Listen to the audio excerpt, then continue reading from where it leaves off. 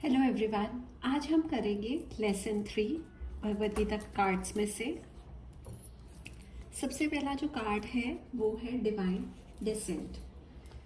ठीक है, और श्लोक है चैप्टर 4 वर्स 7 और 8 से। जब जब गलत होगा, यही है यदा यदा धर्मस्य ही ग्लानिर्भवति भारत अद्भुता धर्मस्य तदात्मा सुजामय। ठीक है, ये सबको ही श्लोक पता ही है। कहते हैं जब जब गलत होगा तब तक कृष्ण जी अवतार लेंगे। अगर आपके साथ कुछ गलत हुआ है, आप कृष्ण जी पर ट्रस्ट करें, उनको सरेंडर करें, आपके साथ ही अच्छा होगा।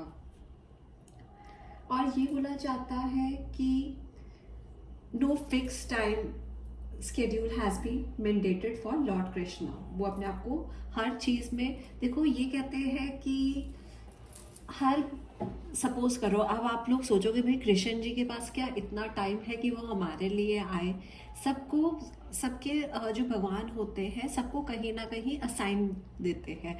अब आपको ये भी पता होगा कि कृष्ण जी ने 16,108 रानियों से शादी करी थी। ठीक है, चाहे 8 मेन जो वो पट रानी थी, बट वो 16,108 के साथ पूरा टाइम स्पेंड करते थे, एक के साथ सबके साथ रहते थे, क्योंकि उनके इतने वो अपनी फॉर्म्स क्रिएट कर लेते थे। ठीक है, तो ये है कि आप ट्रस्ट करो कृष्ण जी पर, तो आपको कहीं ना कहीं आपकी प्रॉब्लम्स का सोल्यूशन मिलेगा। नेक्स्ट कार्ड करते हैं डाउटिंग सोल, चैप्टर 4 वर्स 40। यहाँ पर अगर हम कॉन्स्टेंटली अपनी चीज़ों पर डाउट करते हैं, अपनी कैपेबिलिटी पर, तो हम आगे नहीं बढ़ सकते हैं। हमें अपने स्क्रिप्चर्स पर या हम फेथ ना होने पर, गॉड पर या इग्नोरेंस, इन चीज़ों पर डाउट नहीं करना चाहिए। हमारे लिए ऑब्स्टिकल्स बनते हैं। अगर हम देखो गॉड पर डाउट करते हैं या ट्रस्ट नहीं करते हैं, जो हमारे पुराने हैं, ग्रंथ है, उस पर हम डाउट करते हैं, तो वो अच्छा नहीं है। वो कहीं ना कहीं हमारे लिए ऑब्स्टिकल्स बनते हैं।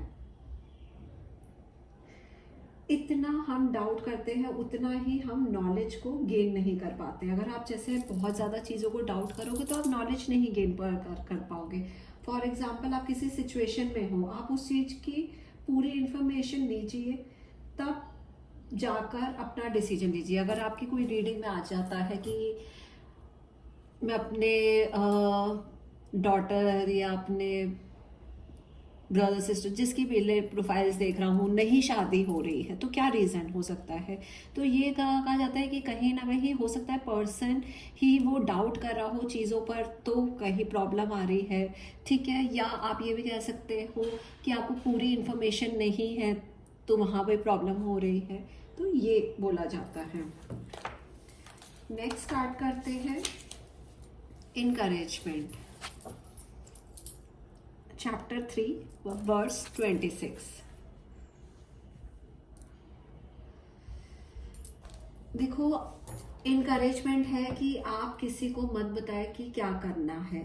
अगर आप सही राह में पहुंचाना है तो आप किसी को डायरेक्शन दीजिए, पर उन्हीं की एबिलिटी के अकॉर्डिंगली। ये नहीं, आप किसी को अगर इनकरेज भी करना चाहते हैं तो ये नहीं है आपको उसको फोर्स करना है। जो वो इंसान कर सकता है आपको उसी बेस पर ही बताना है। ठीक है, अगर आप देखो, आप इग्नोरेंट पर्सन को नहीं बता सकते हो कि तुम ये करो वो करो, एक्शन उसके होने हैं, बट अगर आप एक प्रॉपर वे से मोटिवेट करो उसकी कैपेबिलिटी के हिसाब से, तो ये वैसा कहता है। ठीक है, और यही कार्ड कहीं ना कहीं, देखो हर किसी का माइंड अलग अलग होता है, डिस्टर्ब होता है या कुछ चीज़ों को वो इग्नोर करते हैं, तो आपको इग्नोर, आपने डिस्करेज नहीं करना है। आपको अगर इनकरेज भी करना चाहते हो तो कैपेबिलिटी के हिसाब से ही करो। ठीक है, चाहे वो जिस भी चीज़ को वो मानते हो। नेक्स्ट आ जाता है इटर्नल सोल, चैप्टर 2 वर्स 20। देखो हमारे 6 टाइप के मॉडिफिकेशन होते हैं: birth, exist, change, grow, decay and to Parish.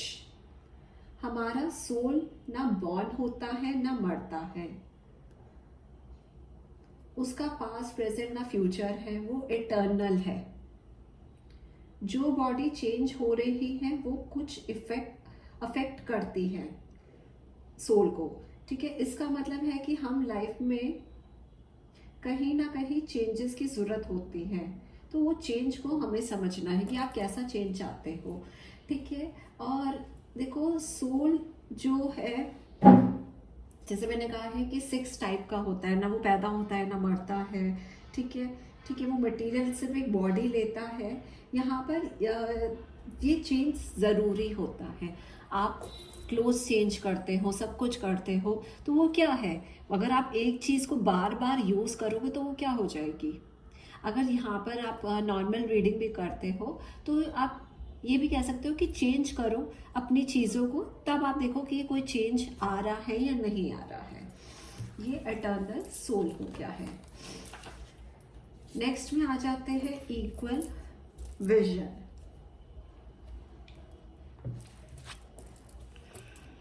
Chapter 5 verse 18। हम पर चीज़ों को इक्वली ही देखना चाहिए। जब अगर हमारी लाइफ में एनिमी आ जाते हैं तो दुख ही देकर जाते हैं।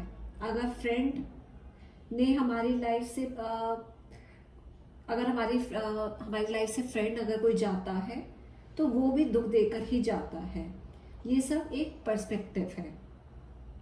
इसका मतलब ये नहीं है कि सबको एक जैसा ही ट्रीट करना है। इसका मतलब है हमें हर चीज़ को विनम्रता से करना है, ठीक है। ये कार्ड चैप्टर 5 वर्स 18 से ये बोला गया है कि आप देखो लाइफ में कुछ ना कुछ होता रहता है। अगर आप ये सोचो यार उसने मेरे साथ गलत करा तो मैं भी टिट फॉर टैट करूँगा, नहीं। आपको इक्वल विजन से देखकर वो करो, ठीक है। पनिशमेंट का काम ये नहीं है कि आप सहते रहो। जहाँ गलत है उस चीज़ के लिए भी आपको आवाज़ उठानी है, और इसको बिल्कुल एक बैलेंस में वो करके चलो। अगर आपके साथ किसी ने गलत करा है तो उसकी एनर्जी अपने ऊपर मत लो, ठीक है। और बट इक्वल ही ट्रीट करो। अगर देखो वही जैसे कहा है कि यहाँ पर ये कार्ड मैंने आपको बताया है, फ्रेंड अगर होता है तो वो भी दुख देकर जाता है, ठीक है। एनिमी होता है तो वो और दुख देकर जाता है। तो ये चीज़ें चलती रहती है। बट अगर आप इक्वल वे से अगर चीज़ें को करोगे तो कहीं ना कहीं ठीक रहता है। आपको अपने पर्सपेक्टिव को ही चेंज करना है।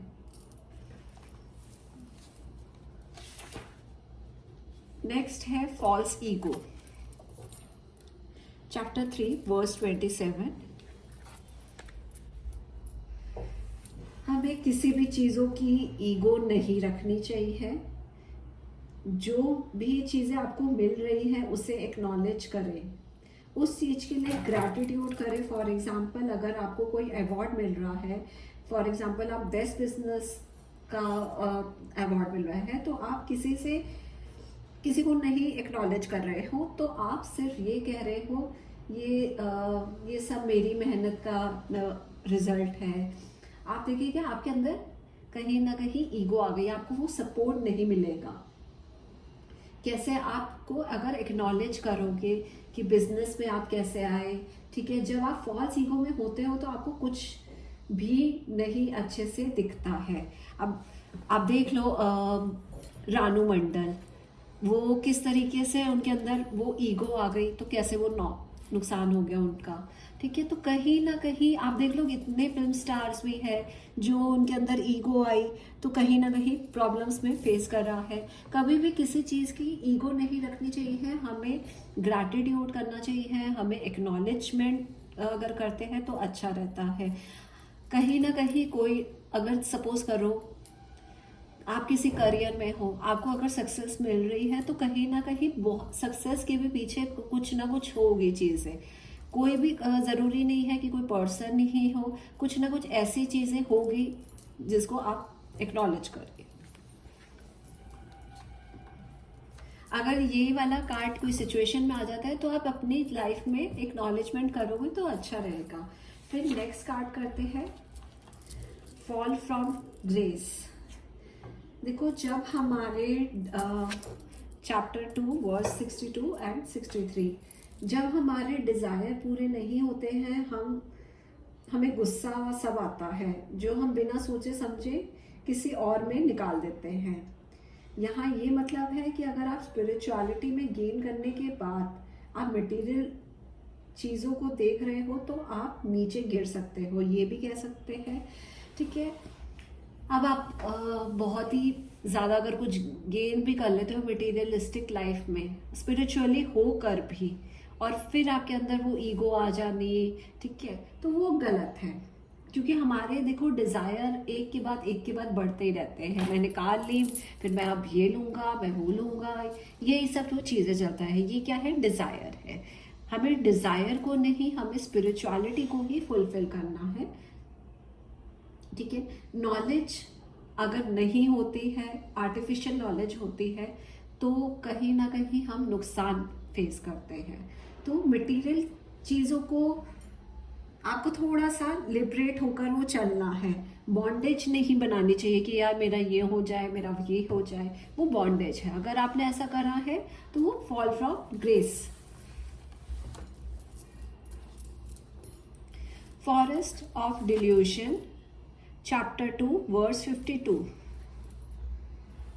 जब हमारे यहाँ पर फॉरेस्ट ऑफ डिल्यूशन में बोला जाता है, हम काफ़ी चीज़ों से फैसिनेट हो जाते हैं, बट जब हमें पता चलता है कि वो रियलिटी नहीं है, तब हमें धीरे धीरे उस चीज़ से दूर हो जाते हैं। हमें स्पिरिचुअलिटी के पाथ पर चलना चाहिए ताकि हम धीरे धीरे मटेरियल वर्ल्ड के इंटरेस्ट को लूज करें, हमें स्पिरिचुअलिटी में सेटिस्फैक्शन मिलेगी। ये कार्ड अब मैं आपको बताती हूँ, जैसे फॉरेस्ट ऑफ डिल्यूजन है, ठीक है, तो कहीं ना कहीं जो भी आपकी लाइफ में जो चीज़ें हो रही है वो क्या है, अगर आप प्रॉब्लम फेस कर रहे हो तो ये सब कंफ्यूजन, ये सब है। क्यों? क्योंकि एक आप इग्नोर कर रहे हो चीज़ों को, वो रियलिटी नहीं है। ठीक है, वो आप अगर आप पाथ में, गॉड के पाथ में चलो, ये नहीं है कि आपको पूरा मटीरियलिस्टिक लाइफ छोड़कर आपको पहाड़ों में जाना, नहीं, आपको मटीरियलिस्टिक लाइफ में स्पिरिचुअलिटी को लेकर आपको चलना है, तो वो चीजें सही होगी। फॉल्स चीजों पर नहीं वो बिलीव करना है। फॉरेस्ट ऑफ डिल्यूजन यही है। नेक्स्ट कार्ड करते हैं फ्रेंड और एनिमी चैप्टर 6 वर्स 6। देखो, जब हम अपने माइंड और सेंसेस को कंट्रोल कर लेते हैं तब वो हमारे फ्रेंड बन जाते हैं, और जब हम अपने माइंड और सेंसेस को कंट्रोल नहीं कर पाते हैं तो वो क्या बन जाते हैं? हमारे एनिमी बन जाते हैं। तब हमें बहुत ट्रबल देता है जब हमारा माइंड कंट्रोल नहीं होता है। हमें कर्मा योगा करना पड़ेगा, ठीक है, माइंड को कंट्रोल करने के लिए। कहीं ना कहीं कंट्रोल जब हमारा माइंड होता है तो बहुत ज़्यादा हम, माइंड अगर अच्छे से कंट्रोल होता है तो सही रहता है। अगर जब वो माइंड हमारा कंट्रोल नहीं होता है, माइंड हमें कहीं ना कहीं स्लेव बनाता है। हमें स्लेव नहीं बनना है, क्योंकि वो ही हमारा, अगर माइंड हमें कंट्रोल करेगा तो वो एनिमी ही बनेगा। ठीक है, और हमेशा अपने, अब एनिमी कैसा? लस्ट, एंगर, इल्यूजन, यही सारी चीज़ें होती हैं। ठीक है, और अपने हार्ट को जितना हो सके गॉड पर बिलीव करो। मैं आपको एक एग्जांपल देती हूँ। एक बार मेरे को किसी ने बताया था कि वो गॉड पर इतना बिलीव करती है, वो खाना बनाती है तो गॉड के बारे में सोचती है। वो कोई ऐसे चैंटिंग नहीं कर रही है, बट वो सोचती है। तो कहीं ना कहीं ऐसा भी एक फेथ होना चाहिए। नेक्स्ट करते हैं gates to hell. Gates to hell के लिए देखो यहाँ पर चैप्टर 16 वर्स 21, 3 एनिमीज हैं, एंगर, लस्ट और ग्रीड। ग्रीड जब भी होता है तो यहाँ पर प्राइड आ रहा है, और इमिजिएटली हमें अगर ऐसी ये सब चीज़ें होती हैं ना, ग्रीडनेस, लस्ट, तो कहीं ना कहीं उस चीज़ को भी कंट्रोल करने के लिए भी सोल्यूशन, अगर आपके अंदर जैसे ग्रीड आ रहा है तो आप कहीं ना कहीं चीज़ों को डोनेट करें। हम अपनी सेटिस्फाइड हर चीज़ें करनी ज़रूरी नहीं होती है मटेरियलिस्टिक में, ठीक है। लस्ट को, ठीक है, एंगर, ये सारा क्या है, कहीं ना कहीं आपको और डाउन करवाता है चीज़ों को।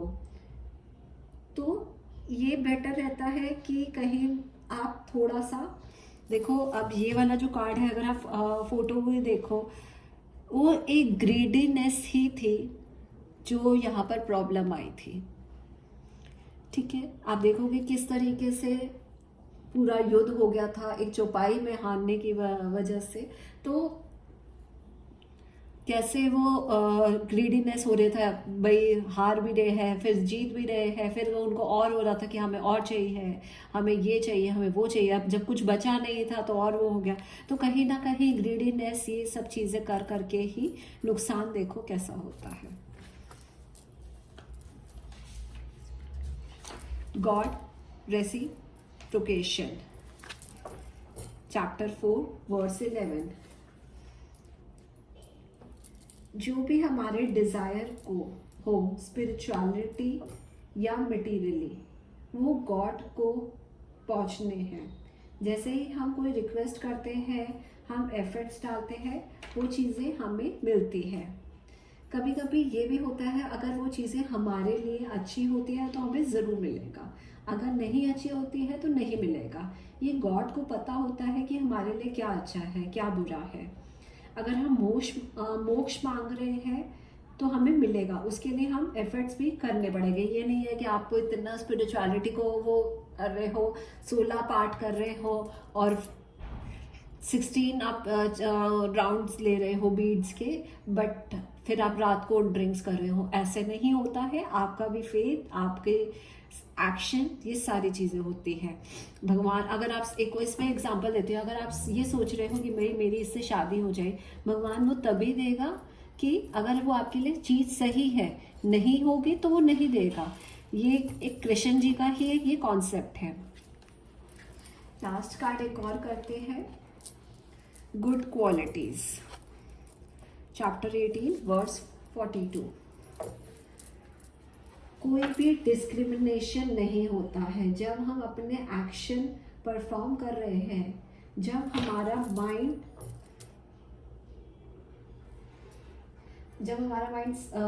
सही होगा, या हम अपने सेंसेस को कंट्रोल करने के फेथ होगा, स्क्रिप्चर की नॉलेज होगी, mind, speech and action aligned होगी, एंड हम क्लोज हो सकते हैं कृष्ण जी से। अगर अच्छी वो क्वालिटीज़ होगी तभी होगा। ये जैसे मैंने अभी आपको बताया था कि अगर आप ड्रिंक्स कर रहे हो, फिर मॉर्निंग में आप 16 राउंड्स पूरे अच्छे से ले रहे हो, ऐसे चीज़ें नहीं होती हैं। तो ये कहीं ना कहीं यही कार्ड कहना चाहता है, अपने अंदर क्वालिटीज़ को समझो। अब कहीं ना कहीं आप लॉर्ड कृष्णा तभी वो सारी आपकी चीज़ें वो पूरी करेंगे। Not I am talking about materially but spirituality में सेल्फ कंट्रोल करना भी बहुत ज़्यादा ज़रूरी है, प्योरिटी रखना, ठीक है।